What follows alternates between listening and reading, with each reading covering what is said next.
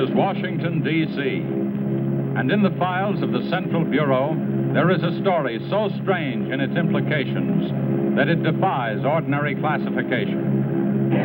It is the story of a handful of people who, in the course of one desperate night, held back a wave of panic and pandemonium. It began after sundown, time 7:15, as Flight A Coast Patrol from Travis Field was returning to base. When the nightly Air Force transport pointed north toward Japan via the Great Circle route. While at sea, the Navy and Coast Guard maintained their usual round-the-clock vigil. And from the equator to the Arctic, the radar network swept the skies with eyes that never sleep. Time, 7:19. An unidentified object was picked up 200 miles southwest of Point Barrow, Alaska. 7:27. Unidentified object confirmed at Fairbanks, Alaska. Heading south-southeast, 170 degrees. Height, 75,000 feet. Estimated speed, 5,000 miles per hour. White warning. 7:39. Unidentified object 200 miles due west of Vancouver, British Columbia. Course, 170 degrees. Height, 60,000 feet. Estimated speed, down to 3,600 miles per hour. Yellow warning. 7:54. First interceptor flight airborne. Point of interception, 80 miles due west of San Francisco, California. 7:55. Unidentified object past point of interception. Red warning. 8:11. Morro Bay, California. Height, 50,000 feet. Estimated speed, 2,000 miles per hour. 8:15. Santa Monica, California. Height, 10,000 feet. Speed, 1,200 miles per hour. 8:18. All traces of unidentified object gone. Red warning lifted. By 8:25 at the Los Angeles branch of the Communications Commission, reports of strong interference with radio and television reception began to pour in from the beach area. The monitors went to work immediately. Mobile units were ordered to converge on the vicinity of the disturbance. Pinpoint direction-finding devices began to trace the trouble to its source.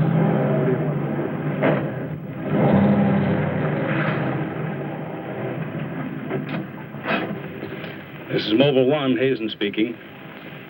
We're at Ocean and Beacon Way. Interference strength 2. Bearing 27 degrees. Over. Mobile 1 from center. Roger. Over. Mobile Center from Mobile 7. Over. Go ahead, Mobile 7. This is Mobile 7. We're Pacific Center and Beach 4. Interference strength 3. Bearing 39 degrees. Over. This is Mobile Center. Roger. Stand by. Mobile 1 and Mobile 7. From Mobile Center. Point of interception estimated 3 miles north of surf. Repeat, 3 miles north of surf. Acknowledge. This is Mobile 7. Roger. Mobile 1, roger. Mobile 7. Roger. We're going out. Okay, Charlie, let's get moving.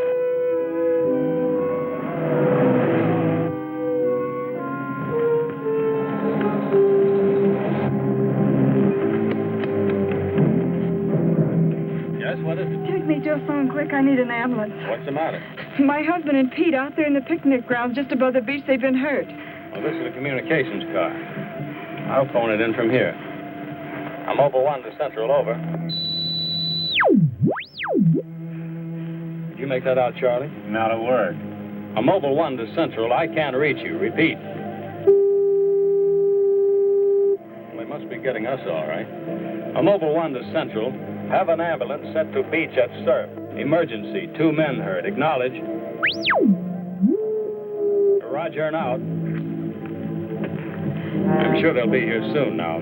Tell us what happened. This man, he just kept coming at us. It was awful. Who? I don't know. He was wearing a suit like a diver. Hurry, please. They're hurt. Charlie, you better wait here. I'll go down and take a look.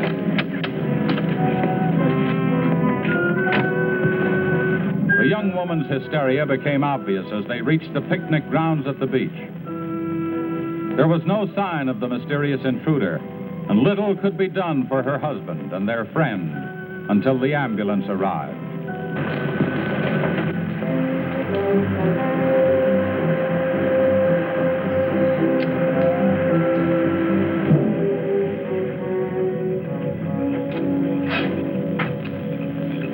Hi, fellas. How are you doing? We're just taking another reading now. What happened down there? The police took the girl and one of the guys to the station. What about the other one? Well, he's on the way to the morgue. That was her husband. You're right on the button, Charlie. 44.7. Report back to Central if you find anything else. Charlie, grab that portable and check the beach, will you? Got it right here. I'll pick you up right here in about an hour. Where are you going? Police asked me to drop by the station and sign a report. I'll see you later. If you don't, you know where to look for the body.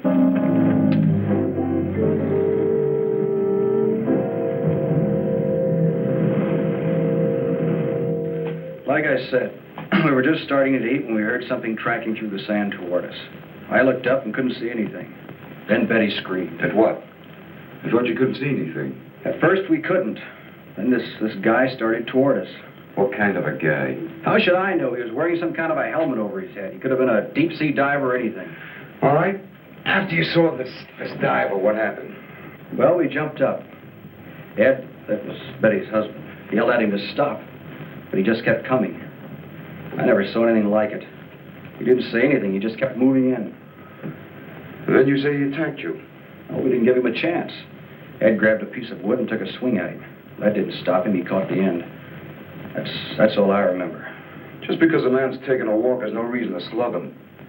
Besides, you don't look like a guy who frightens so easy. How would you feel if somebody with a crazy helmet with pipes sticking out of it came at you in the dark? And look, I know this sounds crazy, but there wasn't any head in that helmet. No head. No head at all. It's the truth. I think you need some coffee. I don't want anything. It's all the same to you, Lieutenant. I've got to pick up one of my men at the beach. Okay, thanks for coming down, Hazen. Hope I didn't put you out. No trouble. So long. You too. All right, let's start at the beginning. How well did you know the dead man? And his wife? Betty and I went to school together. I knew Ed a year. How long were they married? About a year. Wasn't her husband a little older than she? I don't know. But you said you and Mrs. Evans went to school together. And you never discussed anything personal with her? She did mention he was older, yes. How much? 15, 20 years. What difference does that make? That wasn't too hard now, was it? Where do you live? 629 and a half East Palm Court. Why? That's where the Evans live, isn't it? Yeah, I board with them. You do, huh? Now, Mrs. Evans is a good-looking woman. What are you trying to say?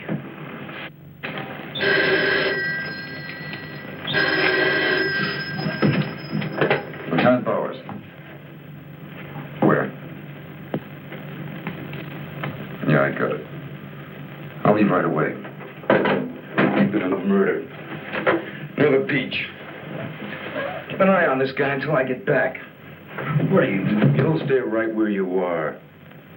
At least until Mrs. Evans feels well enough to talk. What do you want from her? Oh, I just want to see if your story checks with hers. After all, you went to school together, remember?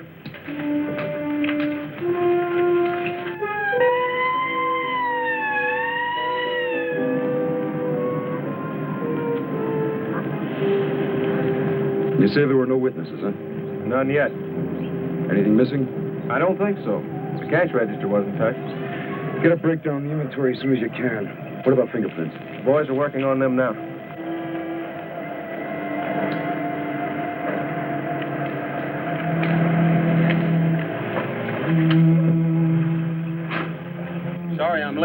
What kept you so long? The lieutenant asked me to hang around a while. Well, what's the score? It looks like one of those things. Pretty girl, older husband, young boarder. Kid claims some guy without a head knocked the old man off. You don't say. Anything else? Yeah, he had a diver's outfit with horns. No. He's going to have to do better than that. How are we doing? I took a reading about 10 minutes ago. The radiation is going out with the tide. What about the radio phone? It's working fine again. I just got a call from Central. They said Mobile 7 picked up some new trouble northeast of here. Here we go again. Hop in.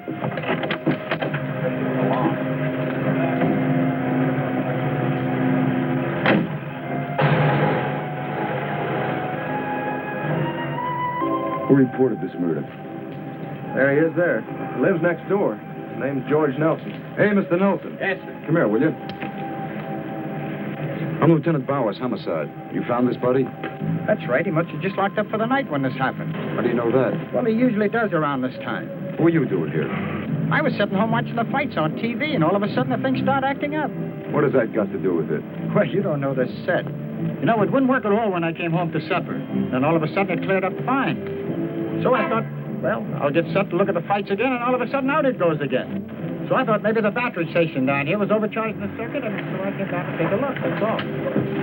Hey, don't you ever quit work? What's up this time? Another murder?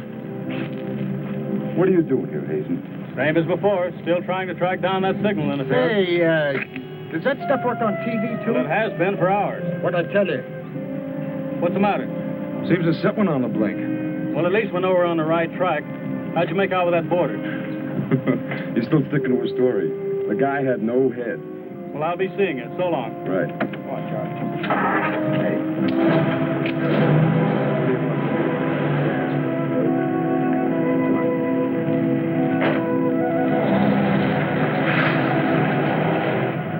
And so the communications team resumed its mission to track the mysterious interference to its source.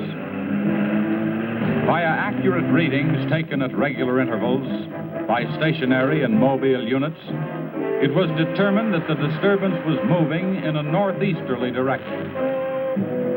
By 10:34, Mobile Center had pinpointed the disturbance at the edge of the Huntington oil fields. Units 1 and 7 were instructed to close in.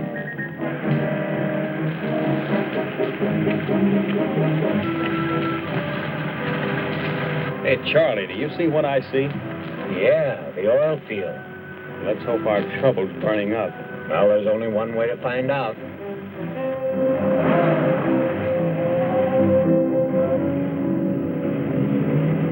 Look, Sarge. 2 murders and an explosion in one precinct is big news. Now, come on, you can't pin it all on the young boarder. Or can you? Very funny. Yeah? I'm Hazen of the Communications Commission. Oh, the lieutenant's waiting for you. Thank you. What's a wheel? You heard the man, Communications Commission. So just kind of interference happen very often. Never anything like this. It's on the move all the time. Means some harm with a transmitter in the car. It's not a transmitter. We don't get a definite disturbance, just interference. Then you have no idea of what it is, huh? Not yet. How are you making up? Not so good. You were here when I questioned that boy about the murder at the beach.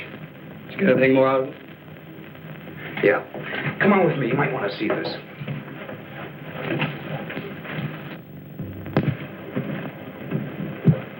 Ah, I see you're just about done. Thanks, you can go now.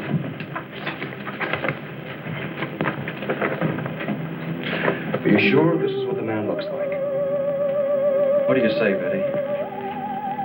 Well, just about, only I think the tubes were a little lower down.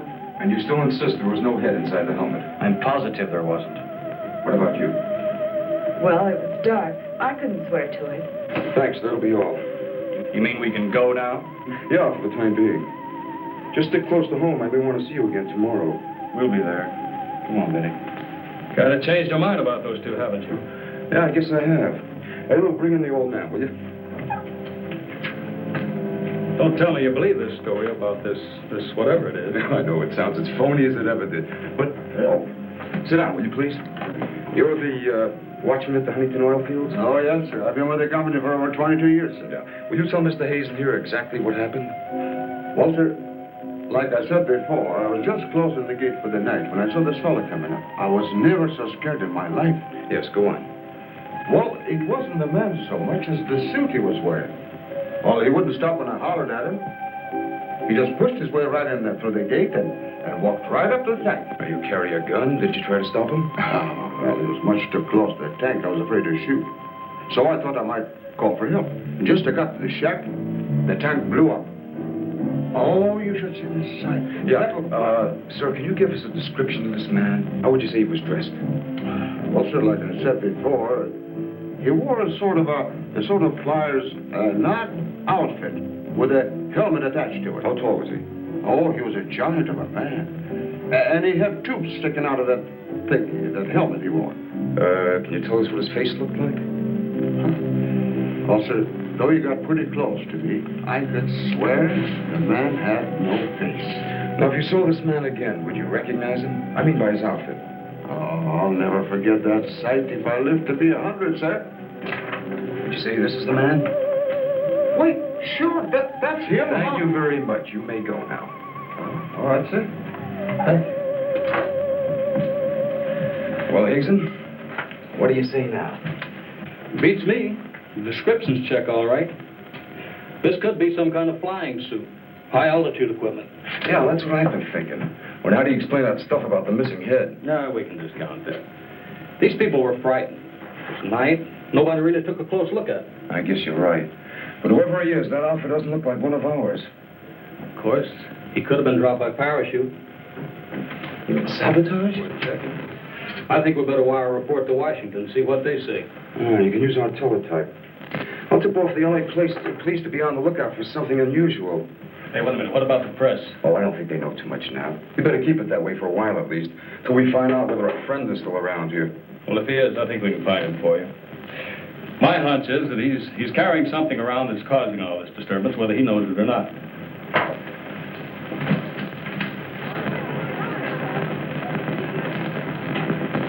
Yeah. Kill that page 1 lead. They let the boarder and the girl go. How do I know? Maybe the lieutenant thinks that the guy in a flying suit knocked off the husband. No, not a chance. Not a chance of an exclusive on that picture. They're making a blanket release in the morning. Oh, there's a guy from the Communications Commission in there now. Yeah, I'll call you back later if there's anything new. Okay.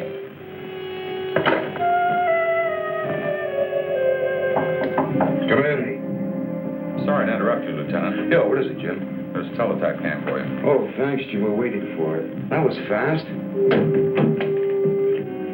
Well, here's our answer. Looks like they never sleep in Washington.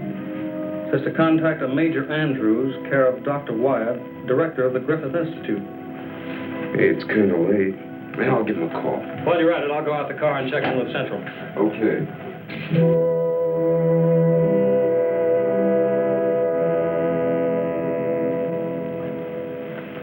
Well, that's the story up till now. We got in touch with Washington. They told us to contact you here. Very interesting. What do you think, Doctor? When I see something like this, I understand why you gentlemen might have thought sabotage was involved. Lieutenant, are you sure there were no traces of this saboteur, this X-man, found after the explosion in the oil field? Frak'd-Up probably went over every inch of the area. Didn't come up with a thing. Well, then there's a strong possibility that he might have perished in the explosion itself. I doubt that. We're pretty well convinced this man is carrying something that's responsible for all the signal interference. According to the last report I got, there was a definite disturbance about 3 miles east of the oil fields, sometime after the explosion. Well, then if he's alive, you should be able to keep an accurate check of his whereabouts. Not that easy. As a matter of fact, we lost contact about 3/4 of an hour ago. Maybe he realized you were trailing him and got rid of whatever he had that was causing the disturbance. In that case, there's nothing much my department can do to help you. I guess it's up to us. Unless you have some suggestions. Well, let me think out loud for a minute. It might just be that what we've been talking about so far And this phantom, as we'll call him, ties in with what the doctor and I have been discussing. That is very possible. I don't know whether you know it or not, but somewhere around 7:30 this evening, our radar networks picked up an unidentified object off Point Barrow, Alaska. They traced it clear down to Santa Monica before they lost it. Santa Monica? That's where we first picked up our radio interference. Yeah, right at the scene of the murder. Well, then, if all these things tally up, we've got some idea of how our man got here. You mean that he came in some plane? In that case, somebody would have seen it land and take off again. Or did it crash? No. No, we don't think it was a plane. No rocket or jet that has been built so far can attain the speeds of 5,000 miles an hour, particularly for such a great distance. And maybe we're on the wrong track altogether. Couldn't your unidentified object have been a meteor? They travel at a terrific speed. Yes, fast enough for most of them to burn themselves out the moment they hit the Earth's atmosphere. And did it occur to you that meteors are not very likely to travel horizontally, all the way from the North Pole to California? Well, if it wasn't a meteor, or a flying missile of some type, how do you figure this phantom ties in? We're not sure that he does. I don't care what you say, but it doesn't make sense to me. Anybody trained in sabotage would stay undercover.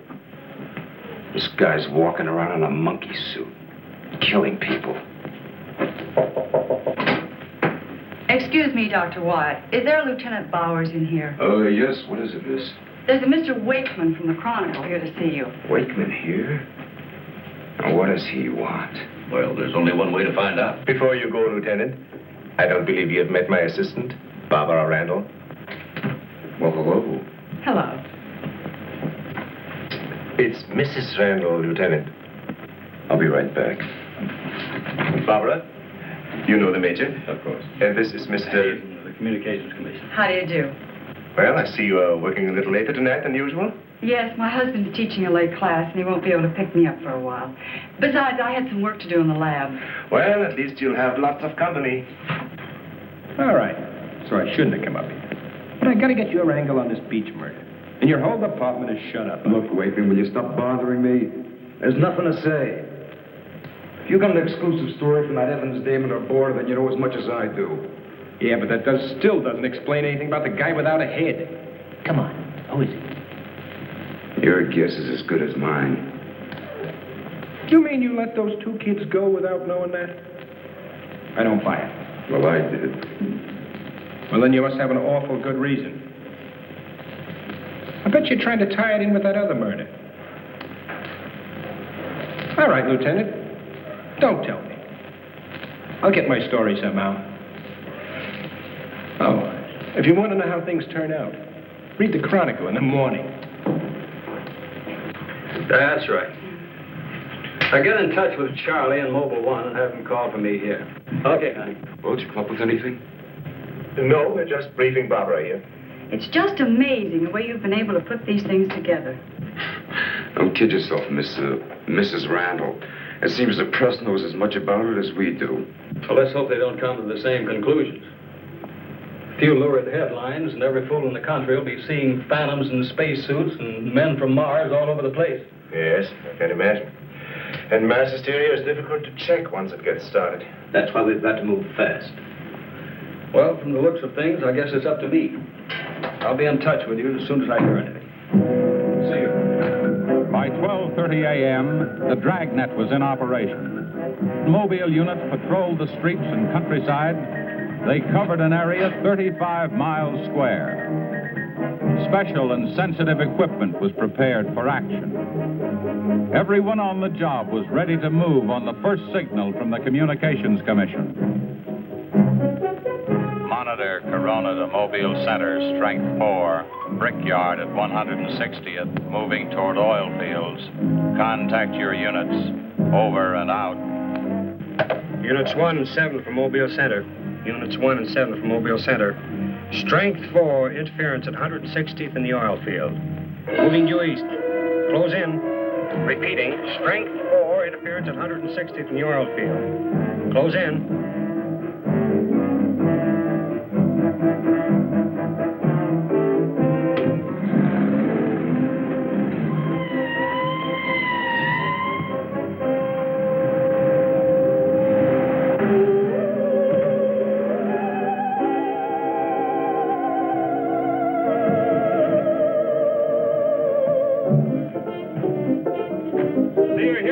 Just got here, trying to set this up. What gives, Hazen? It's in this area, all right. I thought the Geiger counter. Thank you, Doctor. Why don't walk over those oil fields? Well, it doesn't register as far as the oil field. I think we'll do better if we split up, man. Right, Lieutenant. You two go that way. Lieutenant, out here. Vince, Joe, you follow him. Come on, Doctor. And you? Oh, forget it.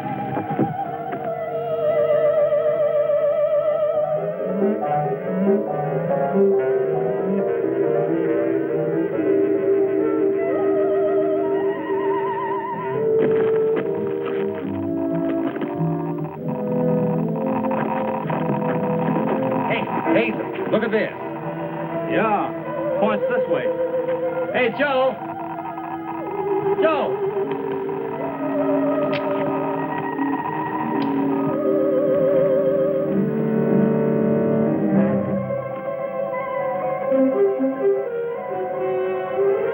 Hazen. Hey, Hazen. 603.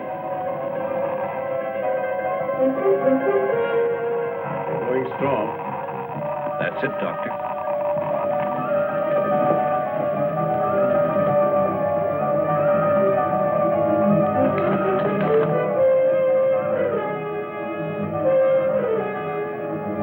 It's leading this way. Come on.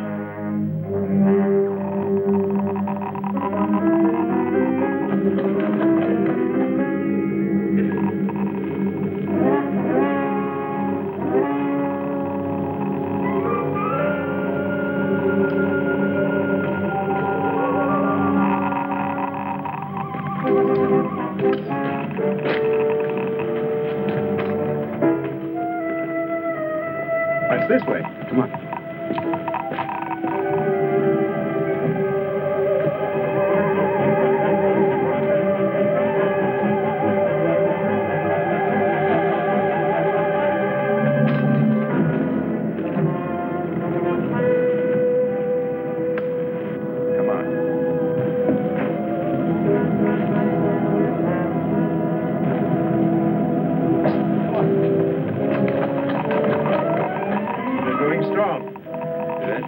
That's right. Checks with me. Sure does. He's here. We saw him. There he goes. Come on. Chris. It's gotta be around here somewhere. Yeah, we gotta get up the roof. Vince, go get a ladder. Look out! Let's cut him off. Come on. Around here.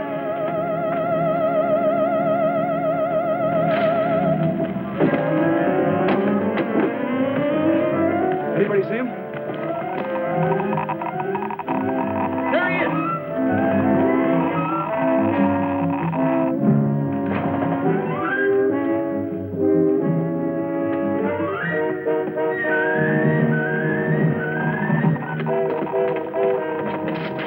Cut it now. We'll give you 10 seconds to come out of there, starting now. 1, 2, 3, 4, 5, 6, 7, 8, 9, 10. We're going in. Help you guys cover the door. Come on.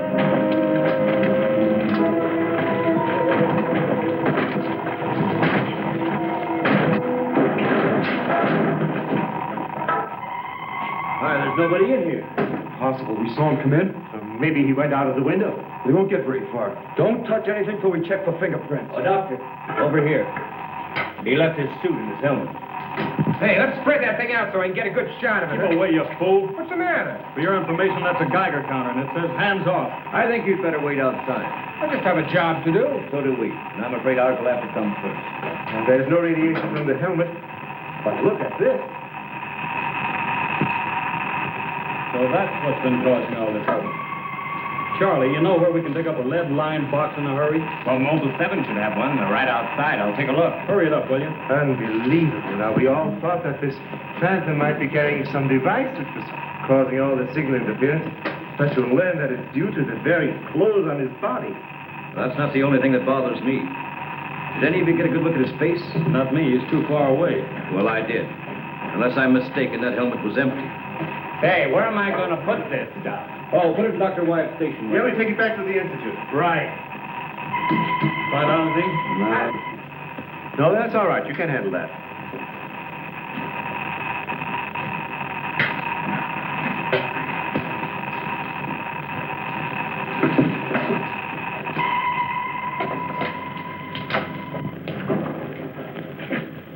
Any luck? Not a sign of him. The boys are still searching the grounds. For what? Nobody knows what he looks like without that outfit. I'll bet on that, Major. Reporter got a flash picture of him, and I just happened to borrow that film. It's on its way to headquarters right now to be developed. Good. Send us a print as soon as you can. Sure. Lieutenant, are you sure you don't want to come with us? We want to make a few tests at the lab. I'd like to, Doctor. Would you know the situation? I gotta get that guy. Let me know how you make out, will you? Yeah, we'll do that, sure.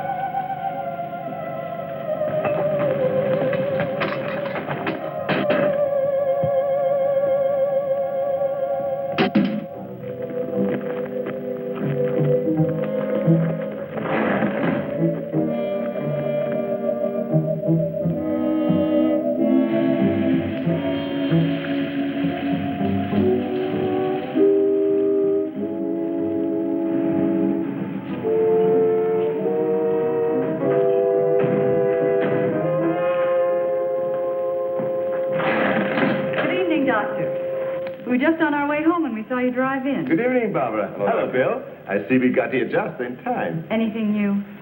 Lots of excitement, but that's all. Major, you know Barbara's husband? Oh, of course. How are you? How are you? Hey, it's a nice-looking dog you've got there. What's his name? His name? Venus. Say, Bill, I hate to ask this, but something important has come up, and I wonder, can we borrow Barbara for about an hour or so? I suppose so. Of course. Darling, why don't you go and do the shopping? Here's the list. The market's open all evening. I may as well.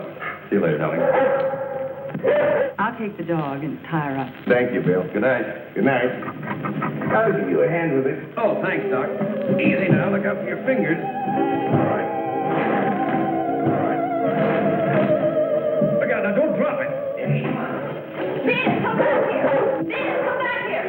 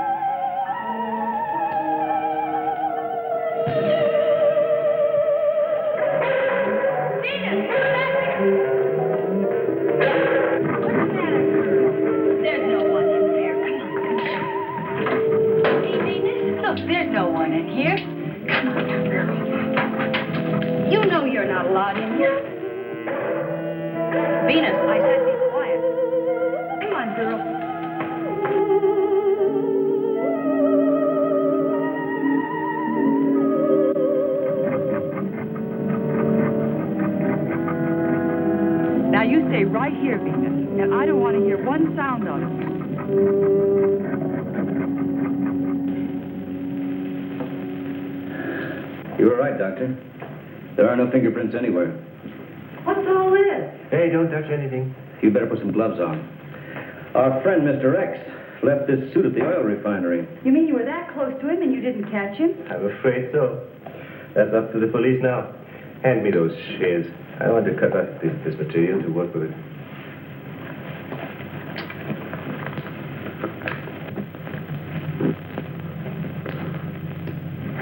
Say, you better have those sharpened. But I just bought them. Well, here, try this knife.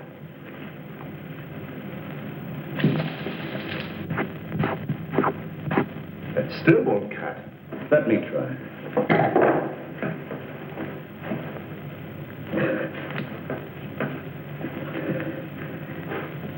This stuff is tougher than nylon. Why don't I try it over a Bunsen burner?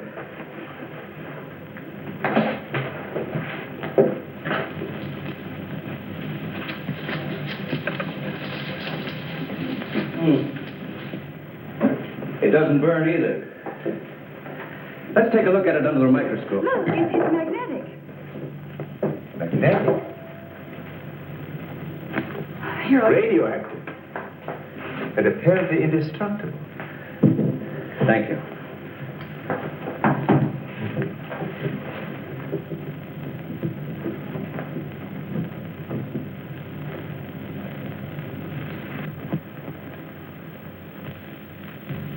What's the matter? You tell me. Take a look at that weed.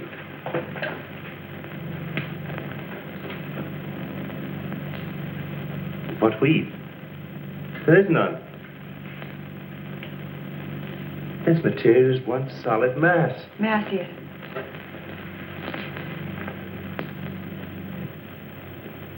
Why, you're right. It must be some sort of plastic. No. I'd say it's a metallic substance of some kind. Well, I've seen a lot of interesting alloys, but never anything like this.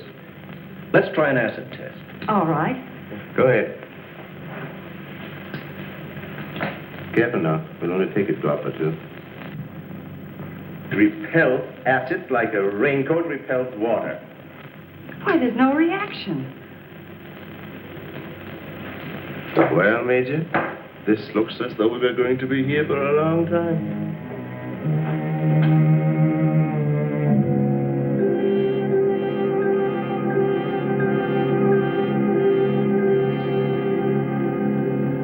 Now we have it. The helmet is not radioactive. The suit is. There is no doubt. This spacesuit is conditioned to function above 63,000 feet, where human blood would boil, resulting in the body expanding to twice its size. And death, of course. I know. And it must withstand pressure and counterpressure. Also, it must be so supercharged it can function in thin atmosphere. Now, let's see what it is that is left in this breathing apparatus. Well, how are you doing? The gas from the helmet tank breaks down to 11% methane. Ordinary marsh gas? What's the rest of the formula? Oh, that's where I'm stuck. I can't figure it out.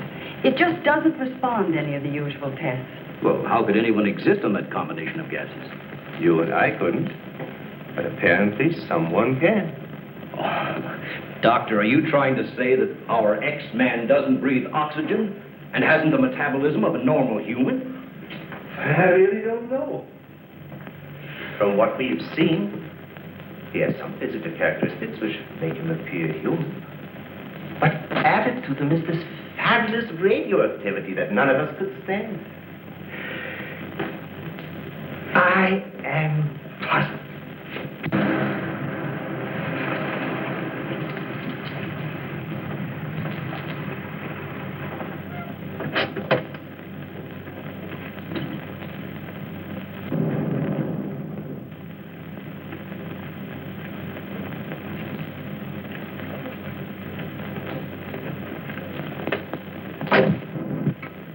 I think the answer lies right here in this helmet.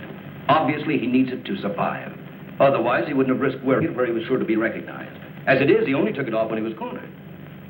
But if what you say is true, how can he exist without it now? Let me put it this way. It's like a patient in an iron lung. Sometimes one can be removed for hours at a time without any ill effects. Exactly. And I think the same principle applies here. And that means sooner or later, he has to get his breathing apparatus back or die. I don't understand. Well, I've got an idea. If we were to return this whole outfit to where he left it, he might be tempted to come back for it. Dr. Wyatt speaking? Yes, he's here. No, thank you. Hello, Major. Still at it, huh? Mm-hmm. No, we haven't got a thing, no. The picture? Yeah, hold on.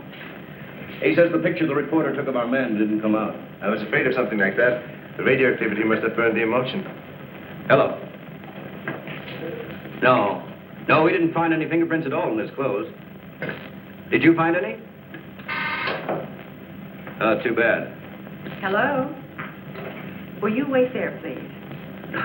We don't know what to make of this either. Have you heard from the communication boys yet? Well, let's hope they turn up with something. Major, excuse me. Hold on a second. Yes? It's Mr. Wakeman of the Chronicle. He insists upon seeing you. He does? Where is he? I told him to wait in the lobby. Good. Hello? Yes, our friend from the press is here.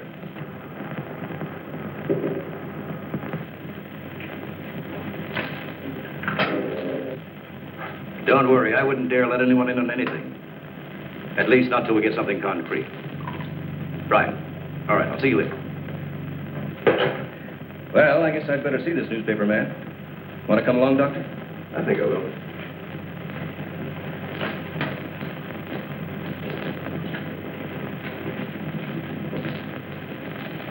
Oh, hello. Remember me? Certainly, yes. A nice lot of gadgets you got here. We think so. What's on your mind?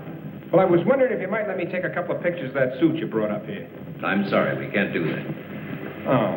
Well, now, look, I got a wonderful picture of the guy running in the shack, and the lieutenant stuck his nose in my business, and what do I get? A blank.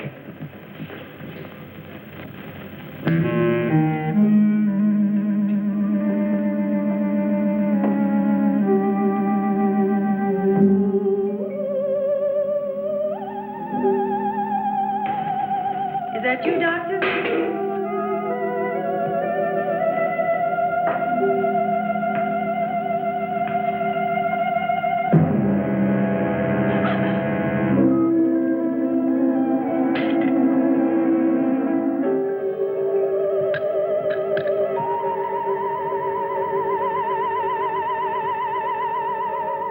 Well, you must have some lead on this guy, otherwise you wouldn't have brought that suit up here. Well, let's just say we were curious.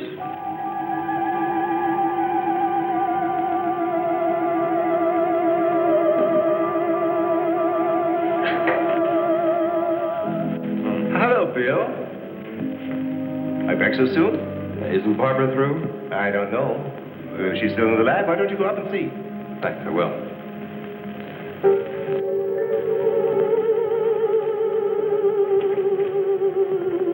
Barbara?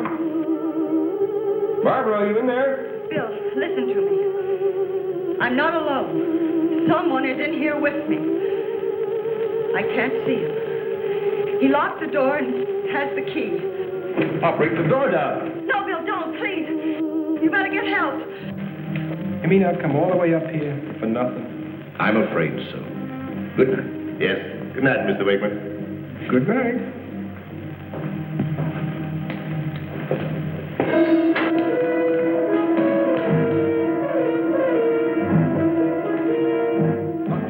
Major, come quick. What's the matter? What's the matter? Where's Barbara? In the lab. The door's locked and there's someone in there with her.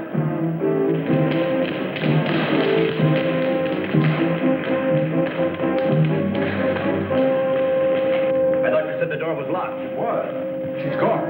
Oh, cover the main entrance. That's the only way anybody could leave. I will. Well, in that case, we would have seen her on her way up. Well, then she must still be in the building. We'd better split up. I'll take the roof. Barbara! Barbara! Barbara! Barbara!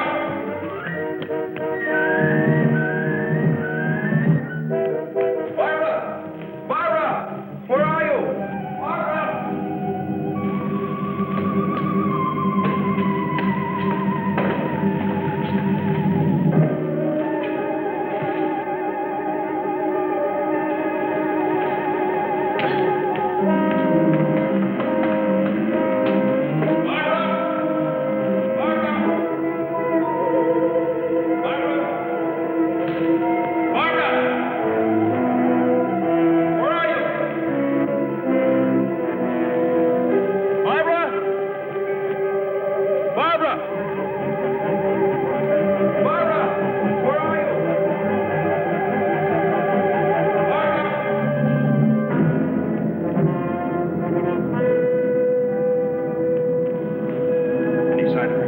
Not yet.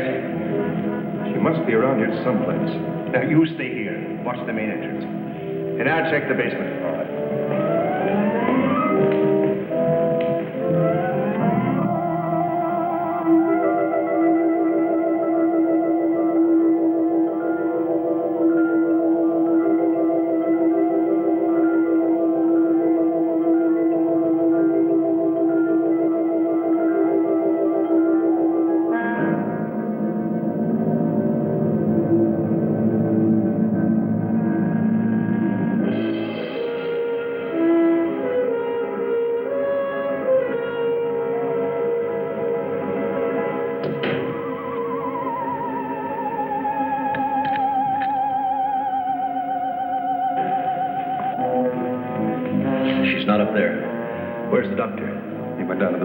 Here he comes.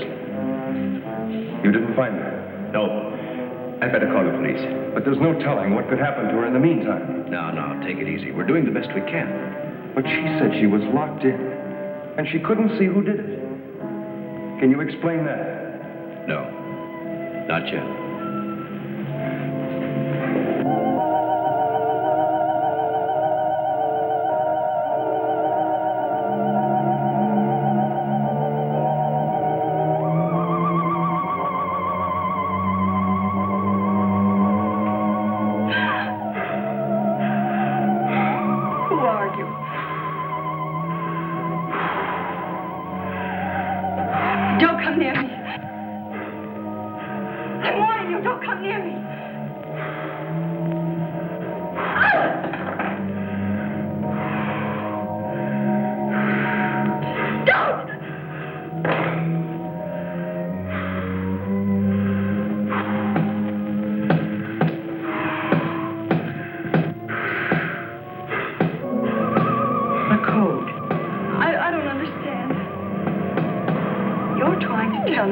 To breathe, and there isn't much left in the tank.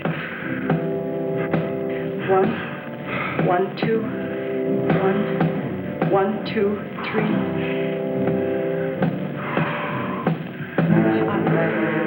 I'll write it down.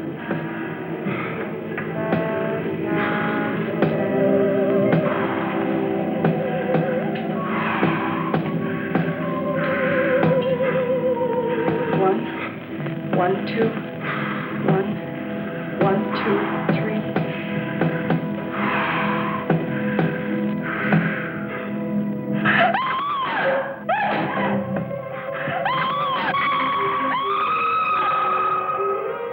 In the lab.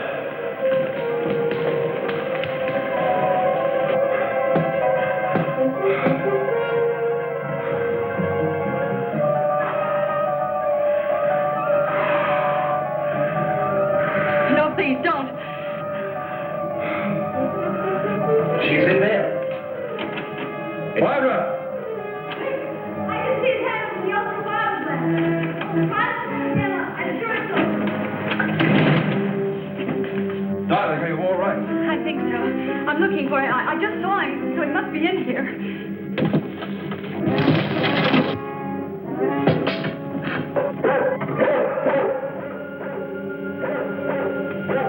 Steady feet to the ground. He would be killed. Right, very good.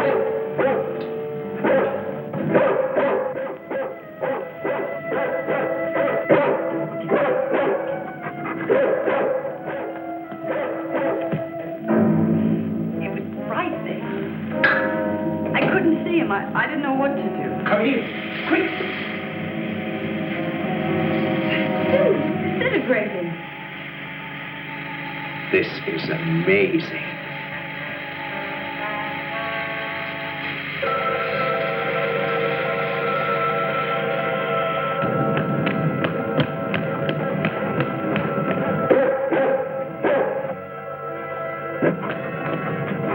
Now, quiet down, Venus. Quiet down. Down.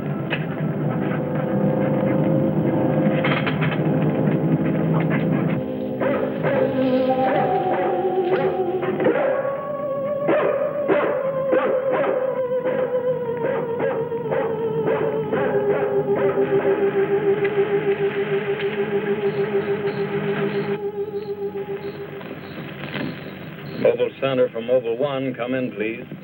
This is Mobile Center. Go ahead. Get hold of Major Andrews or Dr. Wyatt at the Institute. I want to talk to either one of them. I will do. Stand by, Mobile 1. Dr. Wyatt speaking. Oh, yes, Mr. Hazen. Yes, we're still at it. Lots and lots of excitement, but nothing definite yet. Have you anything to say? The trouble seems to be just about gone. We get a flash in the direction of the observatory once in a while, but I figure that's because of the outfit you're testing. Yes. Lieutenant Bowers ought to be here any minute. Of course. How long will it take you to get up here? Good. See you then.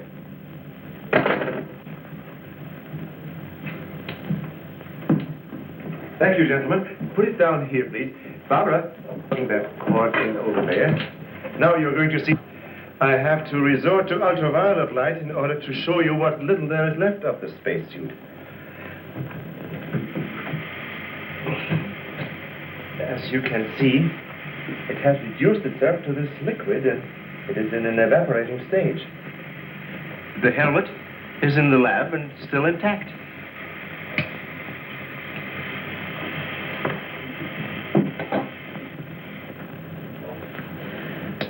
This is amazing. All the radiation in this suit would be fatal to a normal human being wearing it. Of course. And furthermore, our respiratory system could never simulate gases such as we have found in that breathing device. Well, then we have to assume our so-called X-Man carried his own atmosphere with him. Excuse me, but as a matter of curiosity, why do we refer to this thing as a him? I thought it was invisible. Under normal conditions, yes. Yet, Mrs. Randall did see the imprint of a large foot and a masculine hand under ultraviolet light. How do you explain that? I don't know, but the human body is composed of various elements with a carbon base. Like coal. Yes.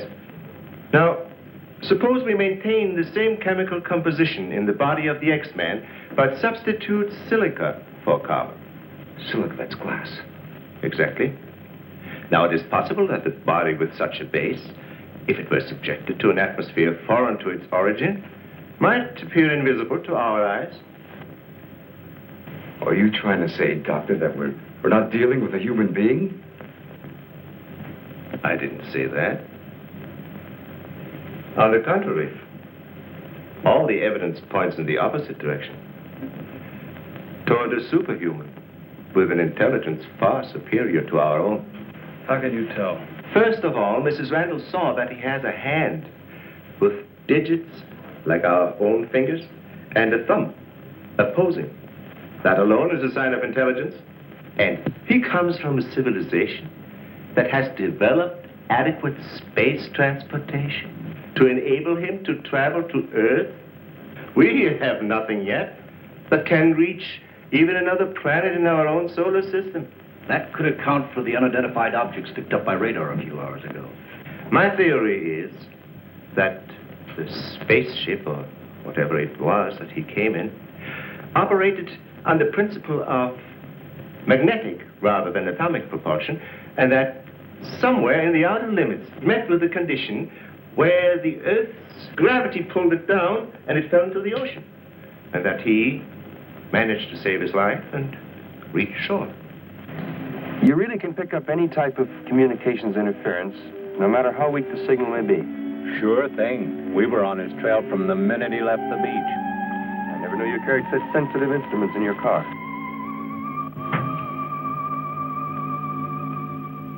What you told us is very interesting, Doctor.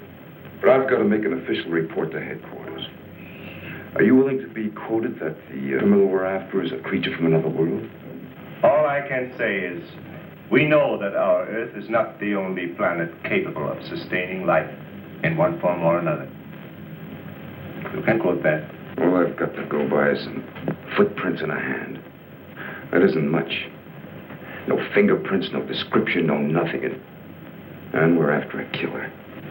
Has it occurred to you that our X-Man has no apparent motivation for his acts, and might therefore not be an intentional criminal at all? You have a point there. Hey, wait a minute. Come to think of it, the young boarder we suspected, he did say that the girl's husband threw the first punch. So? So that could have been enough to provoke the strange creature. And the same could have happened at the second murder. Sure. But what about the fire in the oil fields? Evidently, our man sensed the presence of some gases, which he thought might be utilized in his breathing apparatus. Yeah, that could account for his presence at the oil refineries, where something went wrong, causing the explosion. Too bad he got wise to us and took off his uniform, or we'd have been able to catch up with him by now.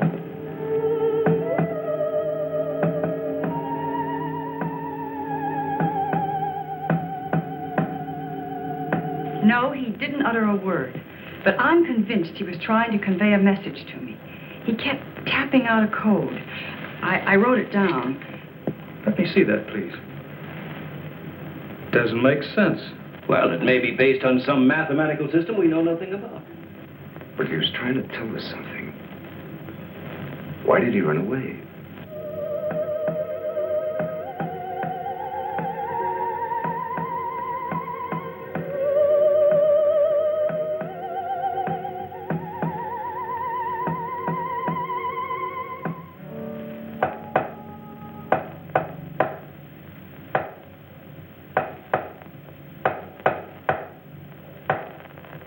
What do you think of that? Hell, Hazen must be crazy sending out stuff like that. I guess so. Why don't you try and get a hold of him? Yeah. Mobile 1 from Mobile Center. Come in, please. Mobile 1 from Mobile Center. Come in, please. Mobile 1 from Mobile Center. Come in, please. Hey, that's Central calling.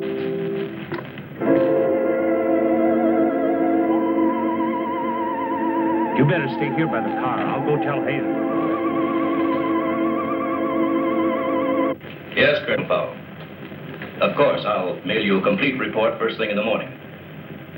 Yes, sir, thank you. Oh, and I'm awfully sorry to disturb you so late at night. Right, good night, sir. He's around here, this invisible guy. He was in the car. How do you know? I was talking to Randall outside when I heard Central calling. Before I could get over to answer, I saw the door open and shut by itself. He's desperate. For all we know, he could be trying to send a distress signal to his home base, wherever that is. Well, let's hope he doesn't get through. We've got enough problems with just one of those guys. Well, at least we know he's surrounded the vicinity, and it's obvious what keeps him around. Of course. He's got to come back for what little gas there is left in his helmet. And when he does... Oh, please, the most important thing is to take him alive. If we can only make each other understand, there's no telling how much science can profit. I'll go along with that, Doctor. But I've got to make sure that once he's cornered, I'll be able to hang on to him. I think we're all agreed on that. All right, good. Then we must see it from his angle. He's in an alien world. No doubt we are as frightening to him as he is to us. Now, the most important thing then is to keep calm at all costs and do nothing to provoke him. Immediately, a simple plan to trap the Phantom went into operation. All obstacles to his entry were removed. To erase any possible suspicion, the doors were left unguarded, and inconspicuous electric eye equipment was set up. All this was connected to a makeshift control board, which would immediately signal the exact location of the trespasser. Now, there was nothing to do but wait. The one road leading to the Institute was blocked off to make certain no outsider would upset the plans or interfere in any way. What's the big idea? Sorry, nobody's allowed through here. Who said so? Lieutenant Bauer's orders. Oh, is he up there? He might be. Well, you get word to him that Joe Wakeman of the Chronicle is here. Sorry, bud, I can't leave. Oh, what about them over there? Hey, you over there. Me? Yeah. Aren't you the guy from the communications outfit? Didn't I see you down at the oil fields a couple hours ago? What of it? You got anything to do with this?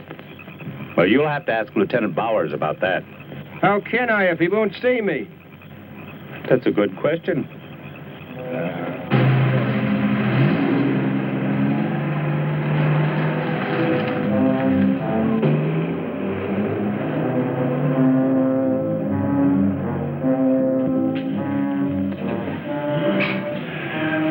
Well, it's 3:45. Sure taking his time. Time is cheap.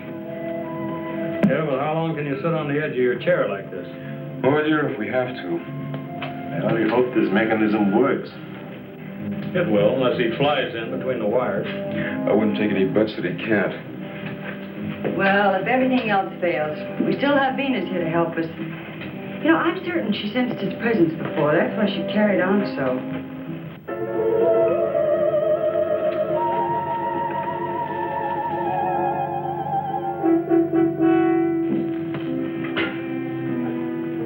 What's the matter, Lieutenant? Is this thing getting you? Oh, no. I'm just thinking about public reaction to all this. I'll give something to the press by morning.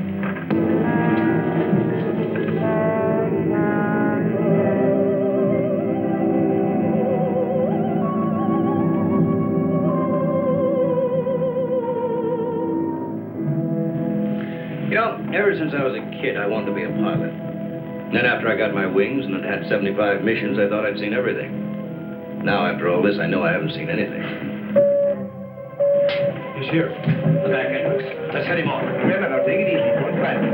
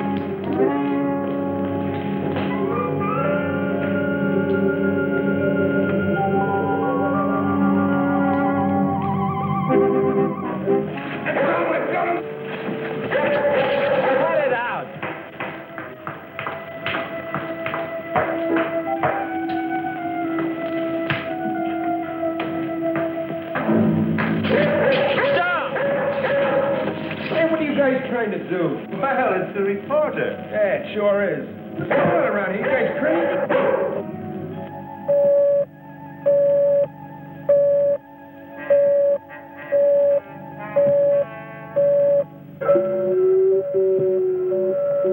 How'd you get in here? Oh, that don't make any difference. Come on, what's up? What's going on?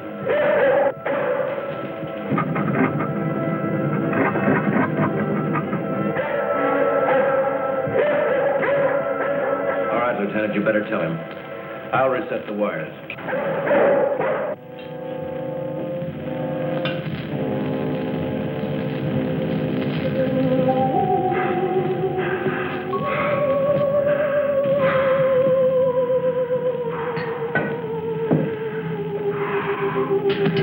Don't be afraid. We want you to live. Don't you understand?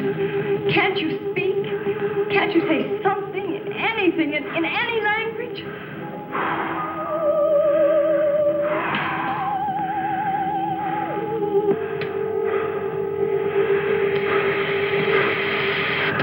Listen, everybody. He's in the lab with me now. He's in the lab with me now. Venus, be quiet. The door is unlocked. Hurry. He's having trouble breathing. I don't think he can last much longer. And please, don't let Venus get at him. And walk in quietly. Quiet, Venus.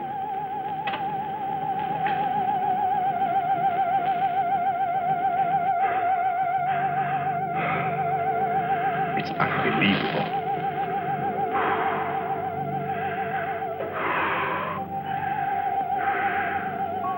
You see, there's nothing to be afraid of. Nobody wants to hurt you. I've tried to reason with him. I feel he understands, but he can't speak. Wait a minute, I'll try his code. I think I remember it right.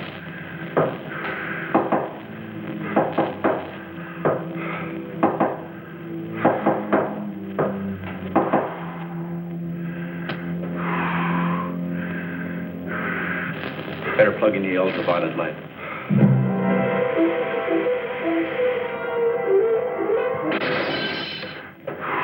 Oh, you scared her.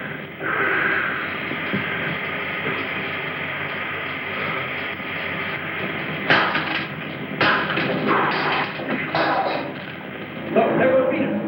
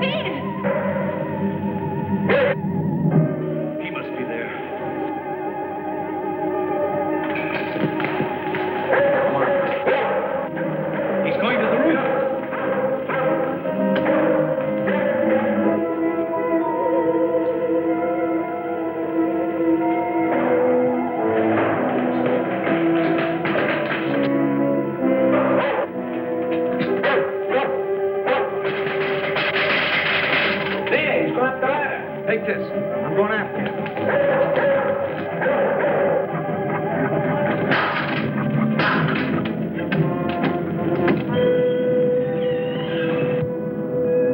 The door. In here with a big telescope.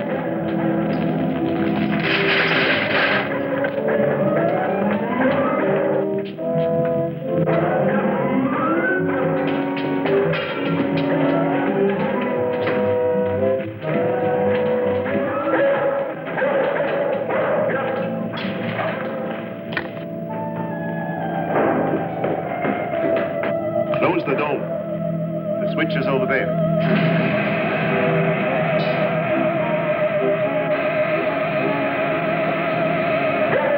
Wrong sense of something. Quiet, Venus.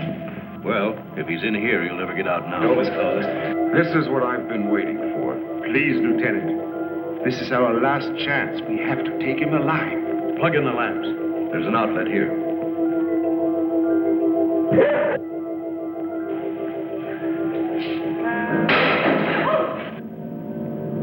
He must be up there.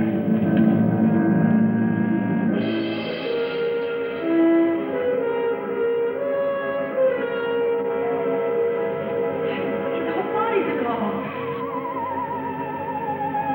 If I hadn't seen this with my own eyes. What do we do now? Stand back.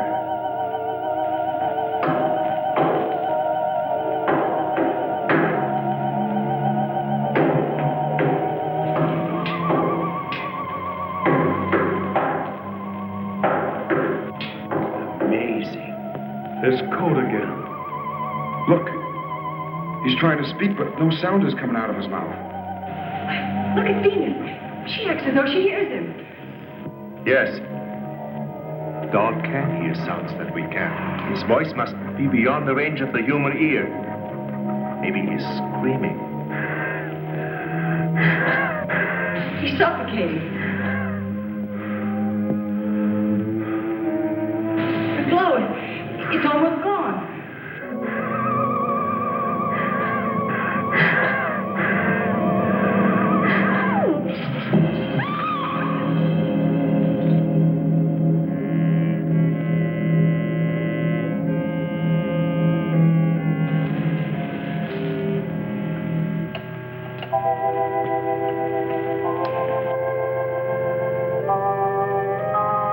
We won't need these lights anymore.